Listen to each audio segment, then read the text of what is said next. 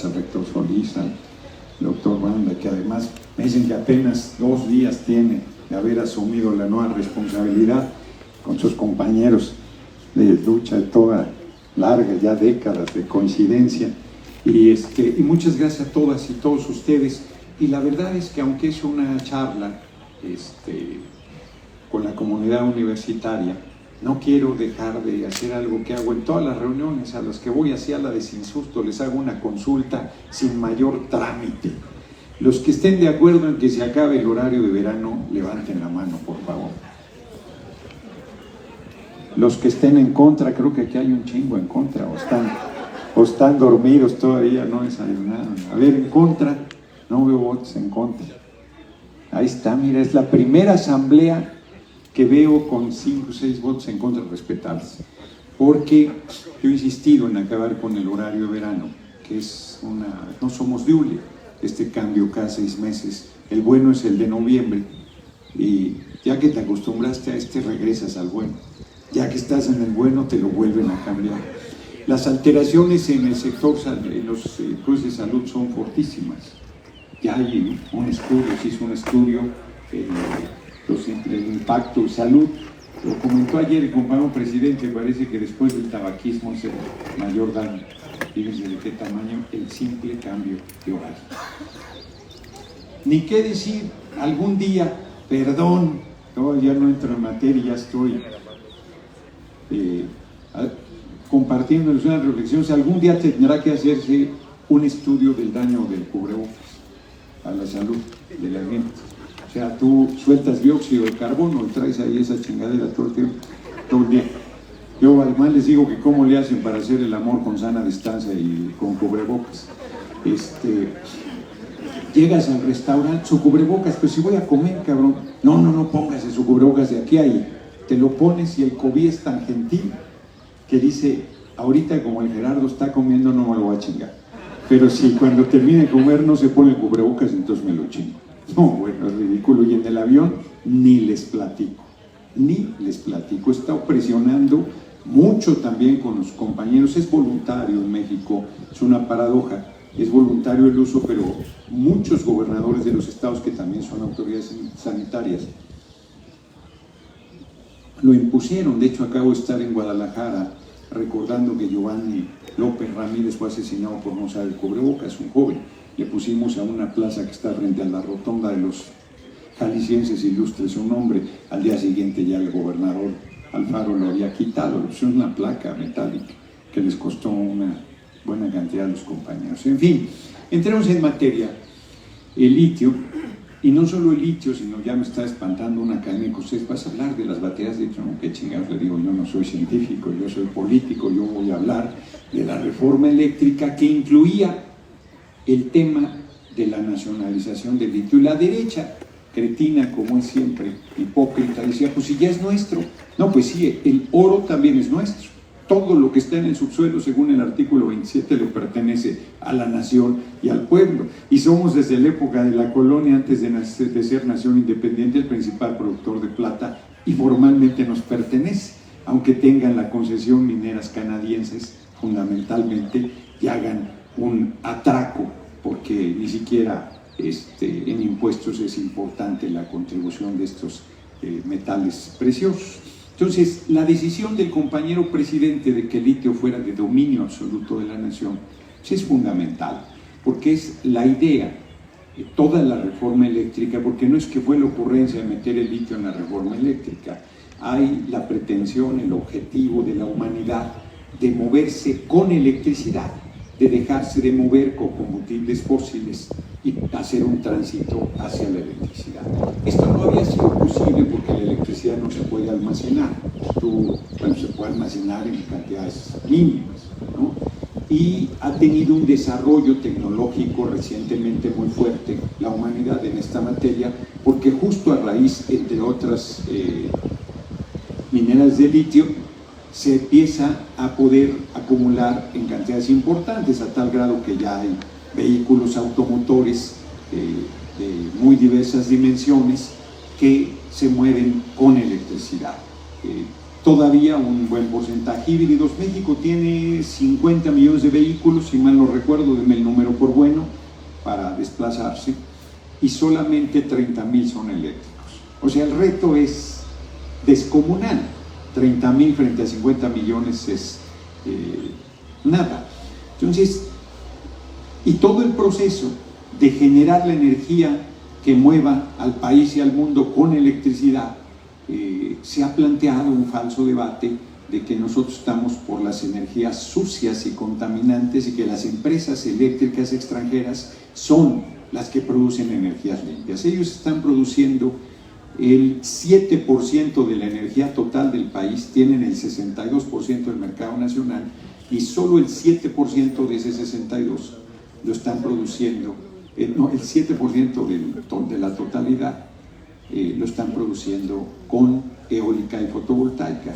Pero la energía eólica y fotovoltaica es intermitente. ¿Qué quiere decir eso? Pues si hay sol, hay energía. En la noche, temo decir que no hay, ¿no? Y si hay viento, hay energía, y si no hay viento, no hay. Y entran entonces las plantas de respaldo, que ellos no generan, por cierto, que ellos no construyen, es con las plantas de CFE. Y entonces ese debate de energías limpias, de energías sucias, es un falso debate. El 56% de la contaminación del dióxido de carbono que genera la industria eléctrica en México la generan los privados. Y el 74% de la energía total que generan los privados es con ciclo combinado, esto es con gas. Por lo tanto, es un falso debate. Y nosotros estábamos perdiendo soberanía y sobre todo estábamos perdiendo 490,000 millones de pesos al año que las empresas extranjeras de electricidad nos han estado robando con diversos mecanismos de apropiación que la reforma hecha con dinero de corrupción durante el gobierno de Peña permitió. De tal manera que teníamos detenidas las plantas de las presas, las hidroeléctricas, que son no contaminantes y que son una parte muy importante de la capacidad productiva de Comisión Federal de Electricidad. A raíz de una última sentencia de la Corte, porque como ustedes saben no se aprobó la reforma constitucional en materia eléctrica, pero a raíz de una última resolución de la Corte sobre una ley secundaria que habíamos hecho en materia de electricidad, se declaró constitucional la ley secundaria y por lo tanto se echaron atrás varios mecanismos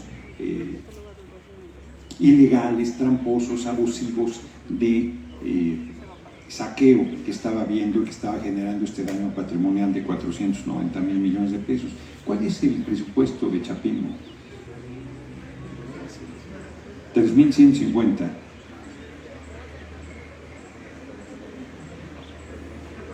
Lo que están robando las empresas extranjeras equivale a 155.55 años del presupuesto de Chapingo. O sea, cada año las empresas, es que si les digo 490,000 millones de pesos es como ver llover, pero si hago un comparativo entonces empieza a ser más claro el tamaño del despojo. 155 años del presupuesto de Chapingo, cada año se están llevando las empresas extranjeras de electricidad.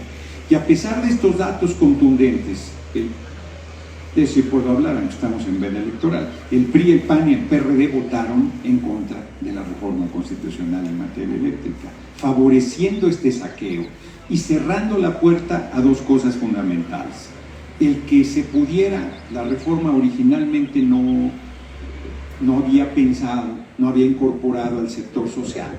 Por ejemplo, que aquí la universidad produjera su propia electricidad, que cooperativas, que pueblos, que comunidades, que ejidos, que municipios, que gobiernos de los estados, que organismos del agua producieran su propia electricidad y con esto tuvieran un impacto a mejorar el costo de la tarifa de electricidad, además de una serie de subsidios que Comisión Federal de Electricidad incrementaría, porque las empresas privadas durante estos 2 años de emergencia sanitaria no nos regalaron ni 1 kilowatt. Nos cobran la tarifa más alta, se les paga en dólares, se hacen contratos a 25 años, se pararon esas subastas porque eran lesivas al interés nacional y la reforma constitucional quería resolver todas estas cosas que estoy comentando y abrir el camino para que la transición de producir energía para mover a nuestro país dejara de ser con combustibles fósiles y se hiciera con electricidad. Porque hoy los autos eléctricos, todas las baterías, todos los procesos que se hacen en torno a ir aprovechando estas nuevas tecnologías siguen teniendo como motor el petróleo. O sea, esto es indiscutible y yo creo que todavía en los próximos, por lo menos 40 años, el petróleo seguirá moviendo a la humanidad. Pero ese tránsito no podía quedar en manos, desde nuestro punto de vista, desde el punto de vista del compañero presidente, privados. Debería ser el Estado mexicano, porque más allá de quien gobierne cada 6 años, era el Estado mexicano, a través de Comisión Federal de Electricidad, que es una empresa pública, una empresa del pueblo, la que debería hacer esa transición. Además de esto, la idea de que un recurso que está llamado a ser un generador de cadenas productivas, de desarrollo económico, de procesos de aprovechamiento como es el litio, quedara bajo dominio exclusivo de la nación. No solamente su ubicación, su explotación, su procesamiento, su industrialización, hasta llegar, por ejemplo, a cadenas de producción de automóviles eléctricos. No recuerdo el número de piezas que requiere un auto, pero es un número muy grande, de decenas de miles, si mal no recuerdo, y hasta de números cerrados un auto eléctrico requiere de 1000 piezas también, si mal no recuerdo. Entonces, este tipo de retos, de objetivos son perfectamente realizables, porque además es reconocido en el mundo que la ingeniería mexicana es de las mejores, que es de las que mayor nivel de capacidad, de especialidad, de conocimiento, porque más se conjunta el prestigio de nuestras universidades, que sí es públicas, que sí es un prestigio grande, con un talento que tiene nuestro pueblo de una enorme capacidad para resolver problemas, de una enorme creatividad y de un enorme talento para construir soluciones a problemas específicos. Entonces, estas dos condiciones nos permiten a nosotros plantearnos que es perfectamente posible que nosotros construyamos esa meta, que alcancemos esa meta, que construyamos ese camino, porque yo les decía en los debates que hubo sobre esta reforma en la Cámara de Diputados que estos partidos de la oposición me recordaban a sus tatarabuelitos en el siglo XIX que se fueron con el emperador francés a pedir que nos mandaran un príncipe extranjero porque decían que no nos sabíamos gobernar, ¿no? Entonces es la misma lógica que se mantiene de seguir pensando que es solo desde el exterior que puede venir la solución, y no hay duda que hay desarrollo tecnológico que se está desarrollando en otros países, pero en términos generales cuando la tecnología no se tiene, se compra.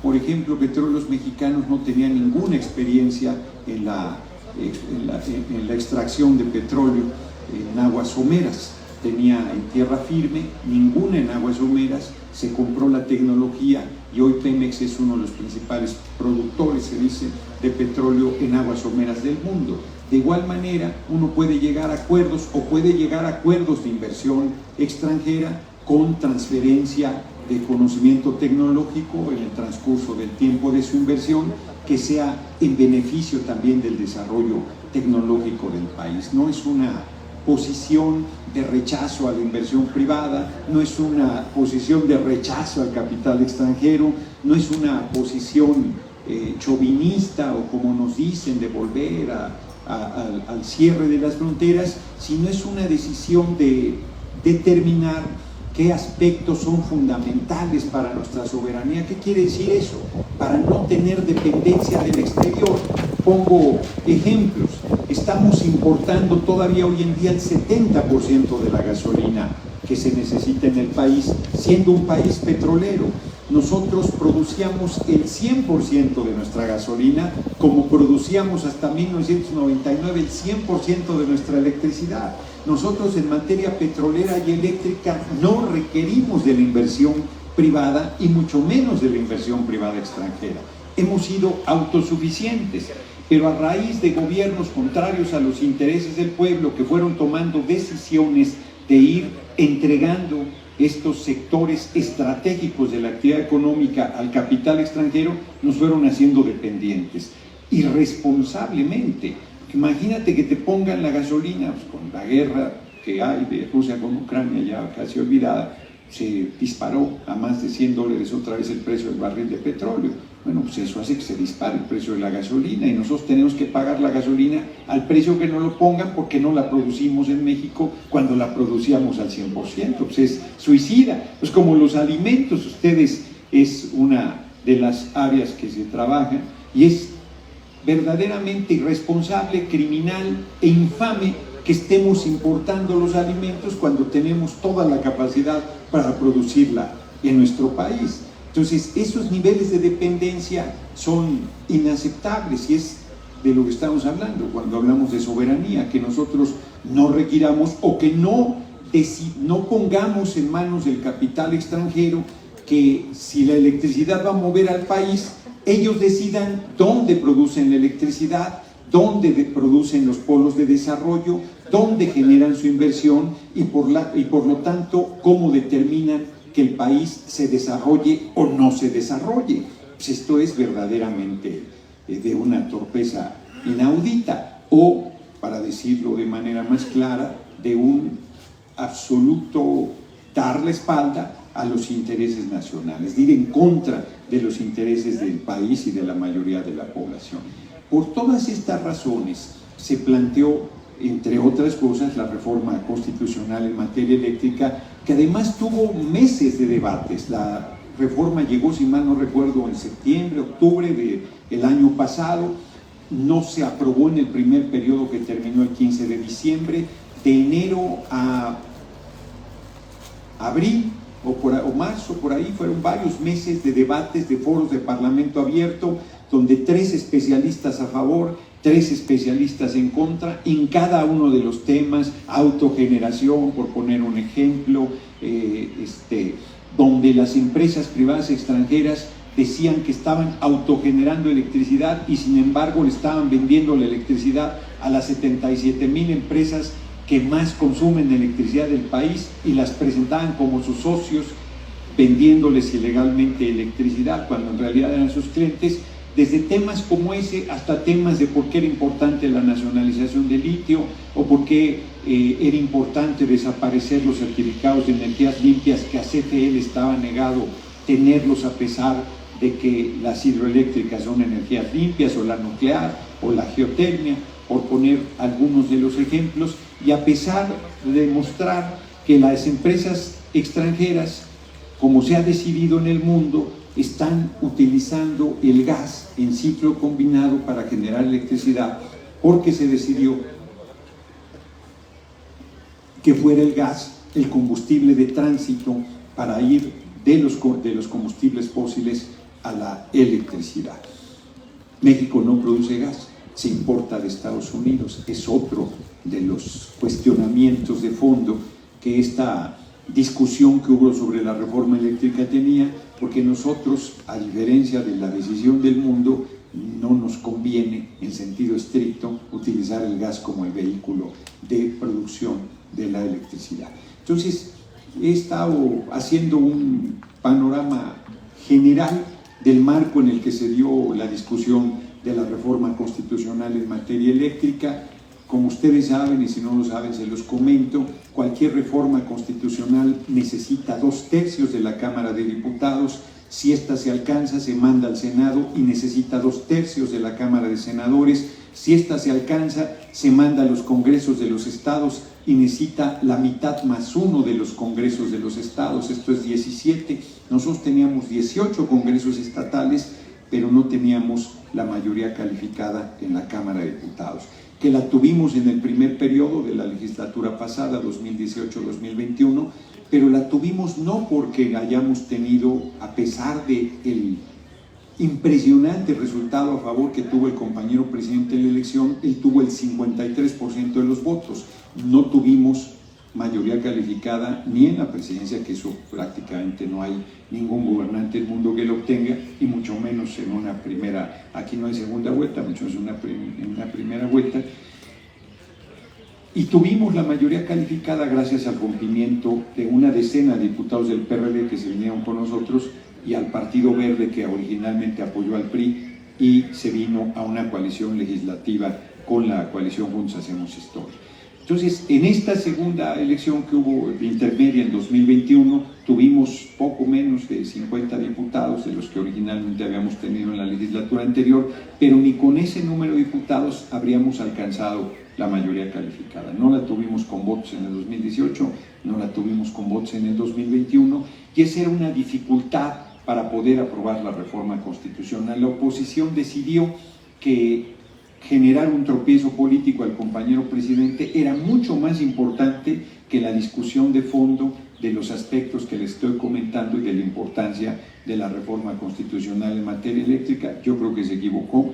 Nosotros en el debate posterior sostenemos que son traidores a la patria. Es un debate muy duro que se ha dado, ellos se duelen de que no es así, que tienen derecho a pensar diferente. Nosotros decimos que claro que tienen derecho a pensar diferente, a lo que no tienen derecho es a votar en contra de los intereses del pueblo y de la patria. Me parece que eso debería estar fuera de toda discusión, y de cualquier manera la reforma no se aprobó y se hizo después una reforma a una ley secundaria para que lo que estaba de litio en la reforma constitucional quedara en una ley específica que nacionaliza el litio y que en esencia permite que todo el plan que se ha hecho de mantener como de uso exclusivo y de dominio de la nación este importante recurso nacional no esté todavía establecido en el marco constitucional. Termino para abrir a preguntas, a comentarios, a críticas si las hubiera, que planteando que yo estoy convencido que en 2024 lo que deberíamos hacer es lo que se llama una Asamblea Nacional Constituyente o un Congreso del Pueblo, donde se reuniera con el mandato de hacer un nuevo marco constitucional y ahí recuperáramos puertos, aeropuertos, carreteras, playas, minerales, ferrocarriles, agua, telecomunicaciones, banca, todo, y lo pusiéramos al servicio de nuestro pueblo, y dejáramos de batallar con el tema de si tenemos la mayoría calificada o no, sino de una vez ahí inclusive se proyectaran los derechos sociales del siglo XXI, porque no hemos podido en esta revolución sin violencia, que es la cuarta transformación, ni siquiera restablecido los derechos sociales del siglo XX, de la tercera transformación que fue la revolución. Y pongo el ejemplo de los derechos laborales. La gente ya no tiene antigüedad, vacaciones, aguinaldo, pensión, jubilación,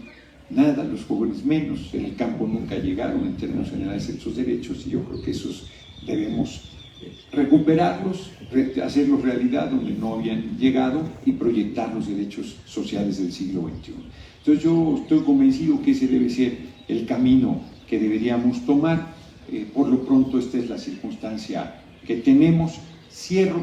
Compañero presidente envió ahora una reforma que no es tema de esta charla, una reforma constitucional en materia electoral que se ve también difícil la aprobación si la oposición desde que la envió señalaron que tampoco la aprobarían sin conocer su contenido y sin abrir siquiera la discusión.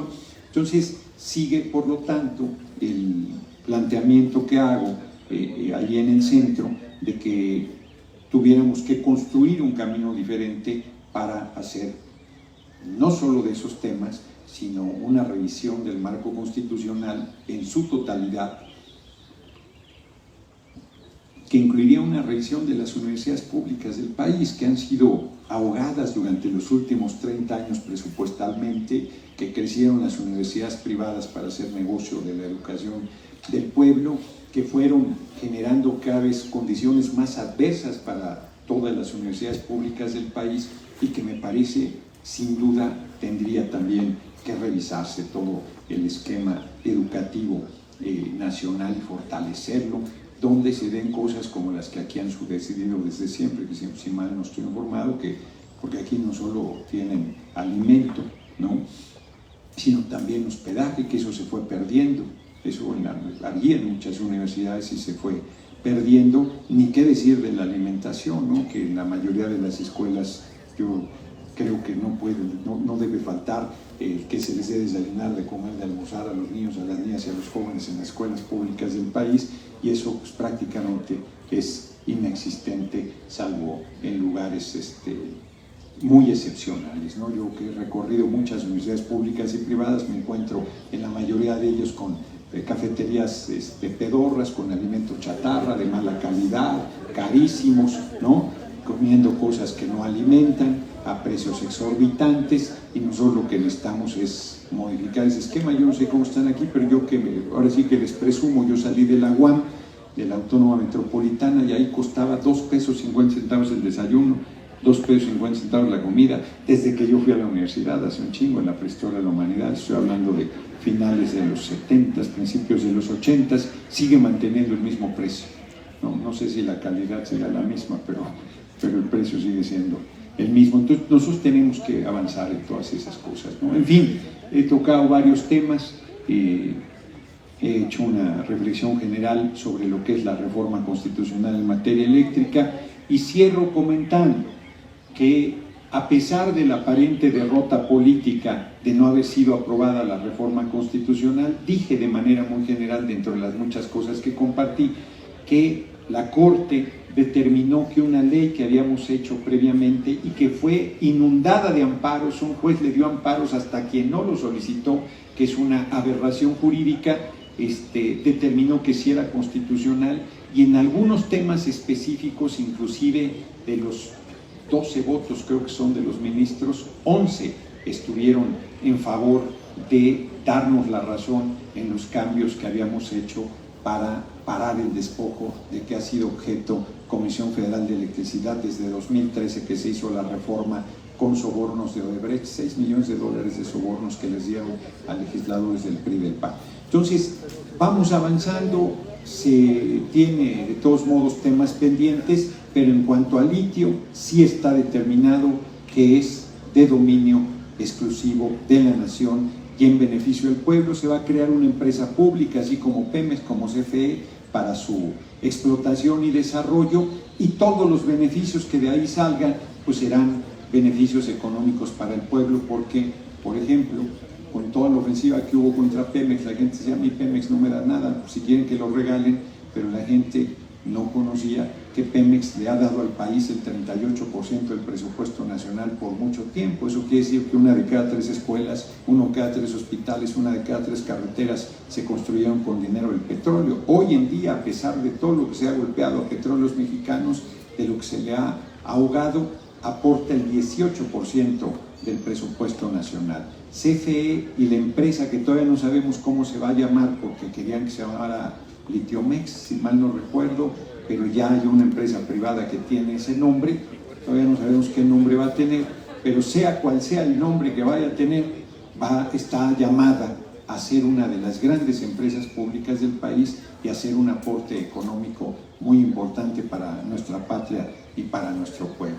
Eso es lo que yo les comentaría de inicio, y estaría a sus órdenes, como comentó nuestro compañero presentador, para las preguntas o comentarios que hubieren, para que no agarre monte. Si quieren, tomo nota de las preguntas y las respondo en bloque para no alargarnos mucho en esa parte de la plática, ¿no? Muchísimas gracias por su atención. Reitero mi agradecimiento a las autoridades de la Universidad Autónoma de Chapingo, y quizás por ahí debía haber empezado. Yo cada que vengo a Chapingo me siento muy honrado. Es una escuela con una tradición de lucha, con una tradición de compromiso, con una historia social extraordinaria, atendiendo a sectores fundamentales como dice el compañero presidente, que coman los que nos dan de comer, que están vinculados a la producción del campo, tan importante y tan fundamental para nuestro pueblo y para la humanidad en general, por supuesto. Entonces, para mí siempre es motivo de orgullo venir invitado a platicar con la comunidad universitaria. Y cierro, ya ven, digo cierro y no termino, pero como ya les he dicho, he ido muchas veces a muchas universidades, y a mí me llamaba la atención que los jóvenes estaban adormecidos. me llamaba mucho la atención que no estuvieran en la rebeldía, que yo, parafraseando a Salvador Allende, un extraordinario presidente chileno que pagó con su vida el compromiso con el pueblo de Chile, estuvo en la UDG en México y decía que un joven que no es revolucionario es una contradicción hasta biológica. Yo les decía, parafraseando a Salvador Allende, que un joven que no es rebelde nació decrépito, que un joven que no se indigne frente al hambre, la injusticia, la desigualdad, la atraso, la corrupción que ha habido en el país, pues es impresionante. Yo cuando estaba en la universidad no me daba cuerda a nadie, yo me daba cuerda solito. Yo iba a las reuniones y no veía, yo decía, oigan, ¿qué pasa? ¿No? Yo decía, un joven que diga que admira a Peña Nieto, ese muchacho no está completo, hay que llevarlo a revisar. Un joven que diga que admira a Margarita Zavala está de diagnóstico urgente, cabrón. O sea, no, ¿cómo va a ser? Fui yo a la UAM, Azcapotzalco, que de cada 4 materias, 5 eran de marxismo, era súper de izquierda, y regresé ahí a la Plaza Roja, le llaman, y había comités del PAN en derecho. Yo me aventaba por la ventana, cabrón. La UAM no había derecha nada, era una universidad de combate, como ha sido Chapingo, y que es plural, porque la universidad, no se me malentienda, la universidad es universalidad. Todas las formas de pensamiento, todas las formas de visión, todas las posiciones políticas. Bueno, aquí nació Antorcha, campesino. Yo cuando me enteré me sorprendió, pero pues bueno, y Brasil, que es egresado acá, es un extraordinario compañero, es priista, es un extraordinario compañero, consigo con él, de verdad, no sé cómo se porte por allá, a lo mejor es un cabrón, pero en el consejo editorial es un hombre que conoce de Mariano Otero mucho, hizo un libro sobre él, y ha sido un muy buen compañero, es un amante de la lectura. Yo tengo respeto por la gente que es amante de la lectura y de los libros. Yo estoy convencido que no puede haber mujeres y hombres libres sin la lectura. Es una herramienta fundamental para el desarrollo del ser humano, no es un castigo, te permite viajar, te permite conocer, te permite ver otras formas de pensar, de sentir, de actuar. No es un privilegio, la lectura es una herramienta maravillosa. Y es una de las cosas que se han venido perdiendo también, ¿no? Entonces tenemos que recuperar la lectura, tenemos que recuperar la discusión, el ejercicio, el pensamiento, porque la gente piensa que piensa y no piensa, repite lo que le dicen los medios de comunicación. Entonces las universidades son espacios de formación, de pensamiento crítico, son un privilegio en ese sentido, cambian la vida de las personas. Les digo que termino, agarro monte, pero ahí como me ven, yo soy hijo del pueblo, yo vengo de una familia humilde, crecí con mi abuela materna que era de esta zona de Purificación de Texcoco, ella tuvo tercero de primaria, tenía todas las maldiciones, era mujer, era pobre, era indígena y era huérfana, estaba cabrón su caso, y a contracorriente salió adelante, se casó, el marido le salió acalderonado. Entonces dijo, yo con no quiero nada, sacó sola a sus 3 hijos, luego nos sacó a los 5 nietos, mis padres tampoco pudieron ir a la universidad, yo fui el primero que fue a la universidad, me cambió la vida. Es muy importante la universidad, sobre todo la universidad pública, para las hijas y los hijos del pueblo. Te abre otra visión, otra posibilidad. Simplemente el poder tener el privilegio de poner, no debería ser un privilegio, es un derecho pleno de las jóvenes y los jóvenes. Pero estar en una universidad, y más del prestigio de Chapingo, es motivo de alto honor, de alto orgullo.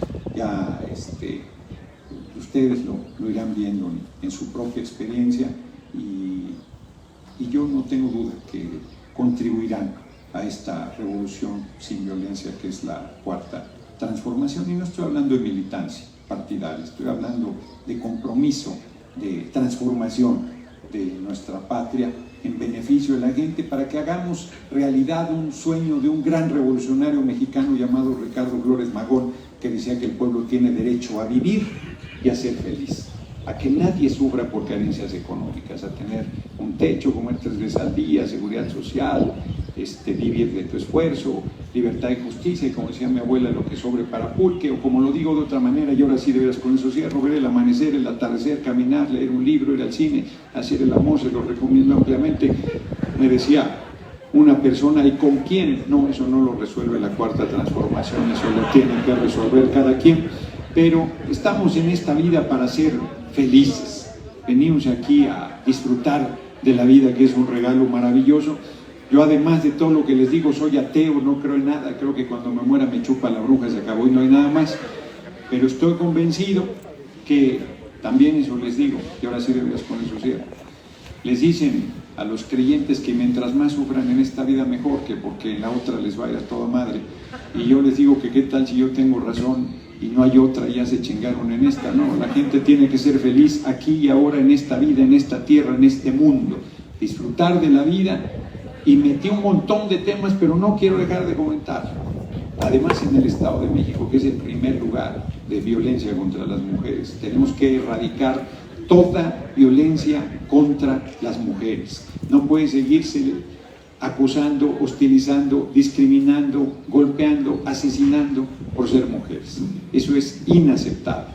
Yo les digo, ahorita aquí está fresco, pero si hace calor, si yo salgo sin camisa, sin camiseta a la calle, no me preocupo. Ninguna mujer me va a acosar, ninguna mujer me va a tocar si yo no quiero, ninguna mujer me va a dar un arrimón, ninguna mujer me va a decir, chiquitito, andas buscando pleito y lo vas a encontrar. No, nadie me va a molestar.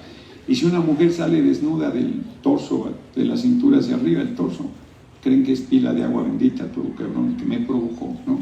Si una mujer sale desnuda a la calle, nadie tiene derecho a tocarle un cabello si ella no quiere. Se tiene que respetar su dignidad, se tiene que respetar su derecho a su libre sexualidad y se tiene que respetar su derecho a decidir sobre su cuerpo. Tenemos que erradicar toda violencia en contra de las mujeres. Es inaceptable que esa situación se mantenga en pleno siglo XXI y tenemos que erradicar todo racismo y todo clasismo. Nadie vale más. Es inconcebible que en pleno siglo XXI haya gente que piensa que vale más por su color de piel, que si es más pálido que otro vale más, o que piense que por ser hombre vale más que una mujer, o que piense que por su acumulación de riqueza vale más que otra persona. Murió hace creo que 2 años Servite, que era el dueño de Bimbo, tenía miles de millones de dólares, se lo chupó la bruja y no se llevó ni un pinche gansito, no se llevó nada. Así, no, ni, como dice una canción de Kansas, ni todo el dinero del mundo te comprará un segundo más de vida en esta tierra. Entonces, nosotros tenemos que poner en el centro al ser humano, en armonía con la vida y con el planeta, y construir un sistema económico donde todas y todos tengamos posibilidad de desarrollar nuestros potenciales y nadie sufra por carencias económicas. Yo creo que, aunque no me lo crean, en esa reforma hay parte de ese sueño de transformación, de igualdad, de libertad y de oportunidades para todas y para todos y de justicia social, que es algo por lo que muchos de nosotros y seguramente algunos de ustedes, a pesar de su juventud, se han ido comprometiendo, y si no lo han hecho, nunca es tarde. Siempre es un buen momento para empezar a luchar, porque la vida es lucha, la vida es compromiso, la vida es sueños y trabajar muy duro para hacer esos sueños realidad. A ver si en las preguntas, porque ya me fue mucho, daban oportunidad de platicarles una historia de Pinocho. Les agradezco mucho y les mando un abrazo.